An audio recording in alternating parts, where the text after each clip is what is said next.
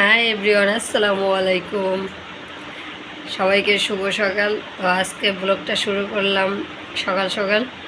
সকালে ঘুম থেকে উঠে ফ্রেশ হয়ে দেন নাস্তা টাস্তা করে একবারে চলে আসলাম বাবুর কাছে। বাবুকে নাস্তা করালাম, দেন গোসল করালাম।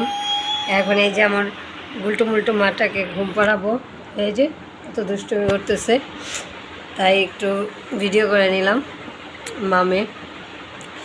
আর আমার মূলত আমার সারাটা সময় কাটে আমার এই বাবুর সাথে, আমার মেয়ের সাথে। ওর সাথে হাসি খুশি আর দুষ্টুমিতে আমার সারাটা দিন কেটে যায়। এই যে কত দুষ্টুমি করতেছে, ওরে আমি বলছি ঘুমাইতে আর ও এখন দুষ্টুমি করতেছে। আম্মু হাই বলে দাও, হাই বলে দাও, বলো বলো সবাইকে হাই বলো। হ্যাঁ হ্যাঁ,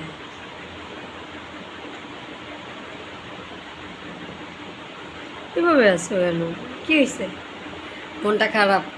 ঘুমাইতে বললেই মনটা খারাপ, আর ঘুমাইতে বলে অনেক যুদ্ধ করে, যুদ্ধ করে করে করে করে দেন ঘুম পড়াইতে হয়। এই যে কালকে আবার গিরিলের সাথে পড়ে গিয়ে মাথায় আঘাত খেয়েছে। একা একা অনেক দুষ্ট, একা একা অনেক দুষ্টুমি করে।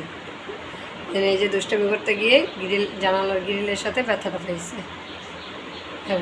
এখনও ফুলে আসছে, 2 দিন হয়ে গেছে। কিন্তু দুষ্টুমি কমে না, অনেক দুষ্টুমি করে।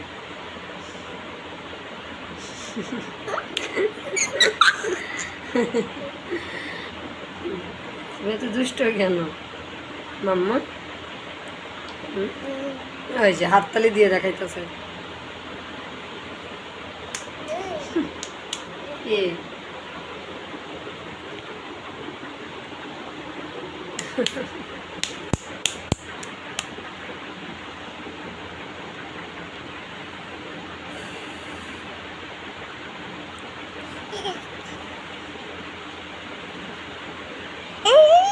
হ্যাঁ জারামণি, তোমাকে আম্মু ঘুমাইতে বলছি না?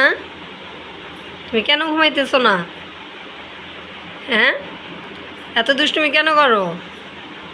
আম্মু যেটা বলি সেটার বিপরীতে তুমি কাজ করো। তোমাকে গোসল করাইছি, খাবার দিছি, তো তুমি এখন চুপটি করে ঘুমাবা। আবার এদিকে চলে আসতেছে।